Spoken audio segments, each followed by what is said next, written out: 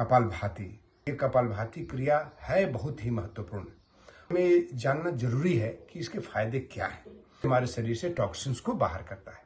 Carbon dioxide का निष्कासन बहुत अच्छे से होता है। हमारे बॉडी में जो ब्लड है, खून में ऑक्सीजन का परसेंटेज बढ़ जाता है।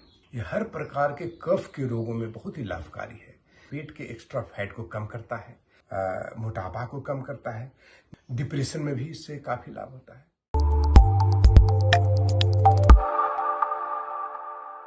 नमस्ते दोस्तों, आज हम एक ऐसे विषय को लेकर के आया हूं जो कि बहुत ही चर्चित है आज के युग में, और इसके बारे में काफ़ी कन्फ्यूजन है।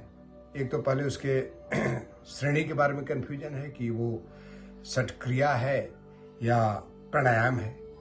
तो चलिए इसकी भी जानकारी लेंगे। और सबसे ज़्यादा प्रचलित भी है लेकिन उसको करने का तरीका भी बहुत लोग गलत ढंग से इस्तेमाल भी कर रहे हैं, और इसके बारे में फ़ायदे भी हम जानना चाहेंगे कि क्या क्या इसके फ़ायदे हैं। तो हाँ दोस्तों, इसका नाम है कपालभाति।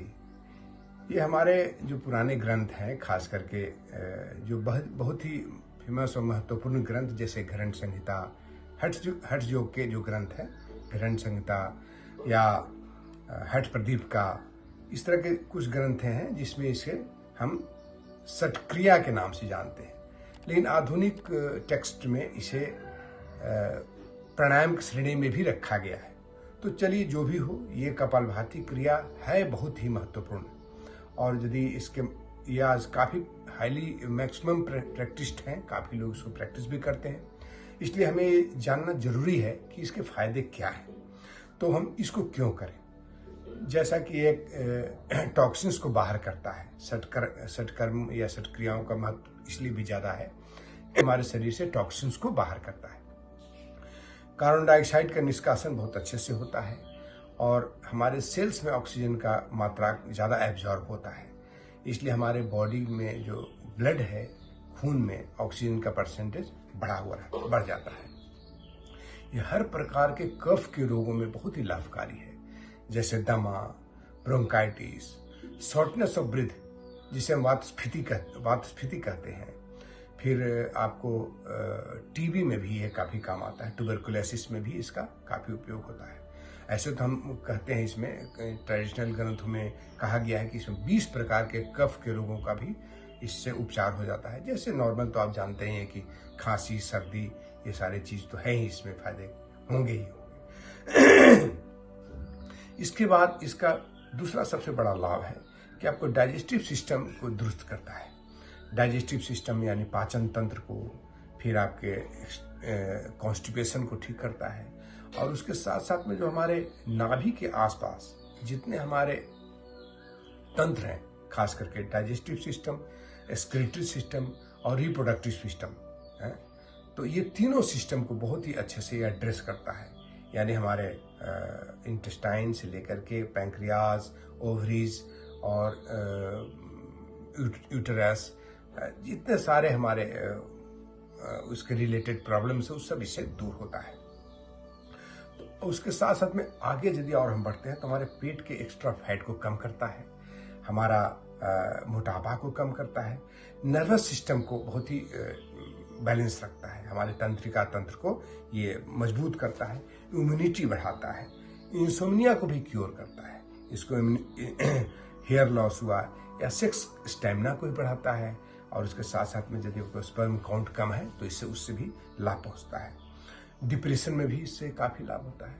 अब किसे नहीं करना चाहिए, ये भी जानना जरूरी है। सावधानी हम क्या लें, जैसे कि जो ब्लड प्रेशर वाले, काफ़ी जिनके हार्ट का प्रॉब्लम है, हार्ट के प्रॉब्लम वाले व्यक्ति जिनको हार्ट में प्रॉब्लम है, वो इसको न करें तो ज़्यादा अच्छा रहेगा। हाँ, लेकिन जो हाई ब्लड प्रेशर वाले हैं तो उन्हें कर सकते हैं, लेकिन धीरे धीरे करेंगे और झटका दे के नहीं करेंगे। यानी पेट को जो हम झटके से अंदर ले जाते हैं, वैसा हम उसे न करेंगे। वर्टिगो जिनको है वो भी इसे अवॉइड करें। फिर आपको हर्निया या अल्सर, ये जिनको है वो अवश्य नहीं करें इसको, और प्रेगनेंसी के दौरान तो नहीं करना है, पीरियड में भी इसको नहीं करना चाहिए। तो इस तरह से ये हम इसके जो लाभ के बारे में हम जान गए, और सावधानियां हैं इसके बारे में जान गए। लेकिन एक चीज ध्यान रखिए कि लाभ तो इसको और बहुत सारे हैं, जो कि मैं आपके सामने जिक्र नहीं किया। इन मुख्य लाभ मैं आपको बताया, कम से कम 100 लाभ होंगे। तो इसलिए अब जब हम जान गए कि हम क्यों करें, तो अब हम ये जानेंगे कैसे किया जाता है, सही तरीका क्या है। तो सबसे पहले हम बैठने का तरीका जानेंगे कि बैठते कैसे हैं हम इसमें। तो बेस्ट यदि एक तरीका बताया जाए तो उसमें हम इसको कपालभाति क्रिया करने के लिए हम पद्मासन में बैठे तो सबसे अच्छा रहता है। लेकिन बहुत लोग पद्मासन में नहीं बैठ पाते हैं, तो वज्रासन में भी बैठ सकते हैं। यदि वज्रासन में भी नहीं बैठ पाते हैं तो सुखासन में बैठे, यानी तीनों आसन जो कि हमने पहले भी बताया हूँ। तो मैं आपके सामने जो करूँगा वो मैं पद्मासन में करूँगा। तो इसमें क्या करते हैं, दंडासन में पहले चले आते हैं, उसके बाद दाहिना पैर को बाएं जांघ पर और बाएं जांघ को बाएं पैर को दाहिने जांघ पर रखते हैं। तो इस तरह से अब हमारे दोनों घुटने जमीन से लगे हुए, बॉडी बिल्कुल एकदम वर्टिकली अप है, वर्टिकली स्ट्रेट है। इस तरह से बैठने का तरीका सबसे अच्छा यही है। उसके बाद हम एक मुद्रा लगाते हैं, हस्त मुद्रा। हस्त मुद्रा बोलते हैं, हस्त मुद्रा कौन सा है, तो अपान मुद्रा, यानी ये मिडिल फिंगर, रिंग फिंगर, ये दोनों को टिप्स एक साथ लगा लेते हैं। ये दोनों के टिप्स को हम अपने अंगूठे के टिप्स से मिला लेते हैं। ये दोनों हाथ में इस तरह से कर लेते हैं और दोनों बाकी दोनों उंगलियां खड़ी रहती हैं। तो इस तरह से ये अपान मुद्रा हुआ। अपान मुद्रा इसलिए लगाते हैं कि अपान वायु जो है हमारा नाभि से नीचे पैरों के टोज तक जाता है, इसलिए उसको कंट्रोल करता है। इसलिए हम इसको अपान, और मेरा एक्टिविटी जो है वहीं पर ज़्यादा है, हमारे नाभि के नीचे ही इसमें है। इसमें एक चीज ध्यान दीजिएगा कि हम इसमें एब्डोमिनल ब्रीदिंग करते हैं, यानी हम श्वास जब भरते हैं, श्वास जब हम छोड़ते हैं तो एब्डोमिन अंदर जाता है, और श्वास जब ऑटोमेटिक अंदर जाएगा तो हम पेट ही मेरा फूलेगा। तो इसे हम आपको एक्टिव एक्जेलेशन कह सकते हैं कि एक्टिवली एक्जेल करते हैं। हमारा ध्यान कहाँ रहेगा, एक्जेलेशन पर। इनहेलेशन ऑटोमेटिक होने दीजिए, उसके पीछे आप लगना नहीं है, क्योंकि ऑटोमेटिक हो ही जाता है, पहला। दूसरा है कि सावधानियां जब हम करें तो शरीर को सीधा रखें, शरीर को लूज नहीं करें, और चेहरे पर कोई तनाव नहीं लाएं या नाक पर ज्यादा जोर न दें। नॉर्मल ब्रीद आउट करें, जैसे श्वास हम कैसे छोड़ते हैं।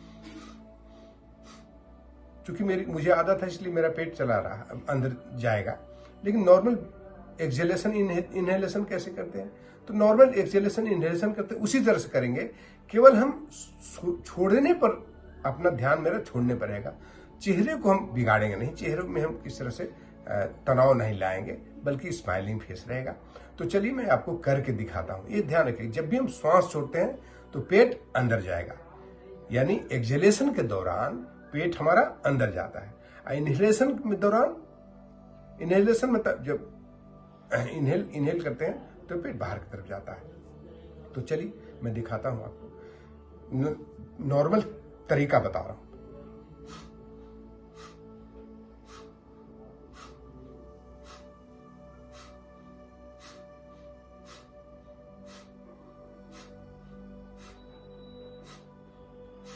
ये हम अब देख सकते हैं कि मैं एक्सहेल कर रहा हूं तो मेरा स्टोमक अंदर की तरफ जा रहा है, और मसल जो यूज होता है वो रेक्टस एब्डोमिनस मसल बोलते हैं उसको, वो यूज हो रहा है। पेट को ही बोलते हैं, मोटा मोटी आप यही समझ लीजिए कि बाहर वाला जो हमारा तंत्र है वो अंदर बाहर हो रहे हैं।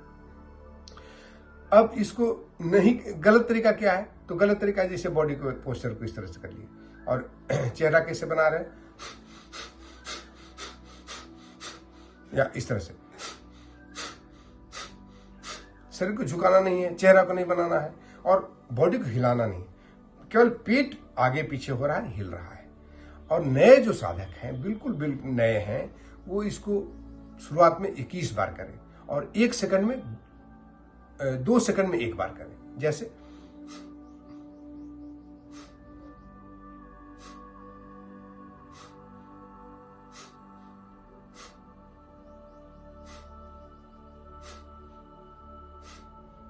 जब इसमें आपको एक्सपर्टाइज हो जाए, जब आप इसको करने में कहीं कोई तकलीफ न हो, तो आप इसकी संख्या को आप बढ़ा सकते हैं। यानी 1 मिनट में, यानी आप 1 सेकंड में 1 बार कर सकते हैं, 1 मिनट में 60 टाइम्स कर सकते हैं। आप पहले शुरुआत यदि करते हैं तो 20 बार किए एक राउंड में, फिर 20 बार किए दूसरा राउंड में, फिर 20 बार किए तीसरा राउंड में, यानी 60 टाइम्स आप कर सकते हैं शुरुआत में, पहला 1 हफ्ता। उसके बाद फिर आप इसको बढ़ा करके 5 राउंड्स करें, यानी 100 टाइम्स कर लें, 20 20 20 इस तरह से करके 100 टाइम्स करें। फिर जब आप इसमें एक्सपर्टाइज हो जाते हैं, आप इसमें करने लगते हैं, करीब 1 महीने से आप कर रहे हैं, तो आप इसको 1 सेकंड में एक बार कर रहे हैं, तो आप इसको आप बढ़ा करके 2 मिनट, 3 मिनट या 5 मिनट तक भी ले जा सकते हैं। बहुत ज़्यादा नॉर्मल श्वास के लिए ज़रूरत नहीं है, 5 मिनट काफ़ी होता है। और जो व्यक्ति इसमें एक्सपर्ट हैं, इसको आप 100 टाइम्स भी 1 मिनट में कर सकते हैं, 120 टाइम्स भी 1 मिनट में कर सकते हैं, यानी 1 सेकंड में आप 2 बार भी कर सकते हैं। तो मैं लिमिट भी बता दिया कि आप शुरुआत में आप 3 राउंड्स करें, 20 काउंट्स का, 2 सेकंड का एक झटका रहेगा, एक श्वास रहे, 1 ब्रीथ रहेगा। तो इस तरह से आप इसको जैसे जैसे आप इसमें पारंगत हो जाएं, एक्सपर्टाइज हासिल कर लें, तो आप इसकी संख्या को बढ़ा सकते हैं और 5 मिनट तक जा सकते हैं। यदि आपके कुछ स्पेशल प्रॉब्लम्स हैं जिसमें आपको करना है, तो आप इसको 10 मिनट्स भी ले जा सकते हैं। तो आपको जो एक्सपर्ट है उनसे जानकारी ले लें, तभी आप उसको करें, किस बीमारी में इसको कितना देर तक, ज़्यादा देर तक करना है। तो एक बार मैं करता हूँ आपके सामने, कम से कम 1 मिनट तक हम इसको करते हैं, आप देखें और आप भी साथ में करें। मैं 1 सेकंड में एक बार कर रहा हूं। आंखें बंद रखें,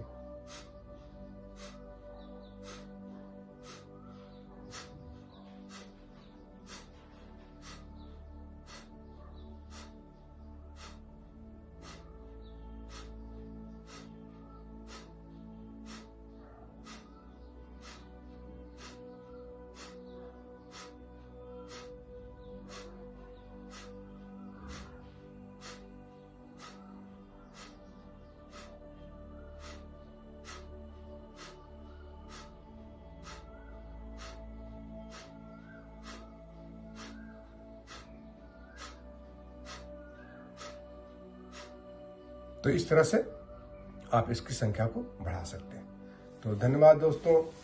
अब ये वीडियो कैसा लगा इसके बारे में आप जरूर बताएंगे, और यदि पसंद आया हो तो लाइक करेंगे और सब्सक्राइब करेंगे, और इस चैनल को, मेरे चैनल को शेयर करेंगे। जय हिंद, धन्यवाद।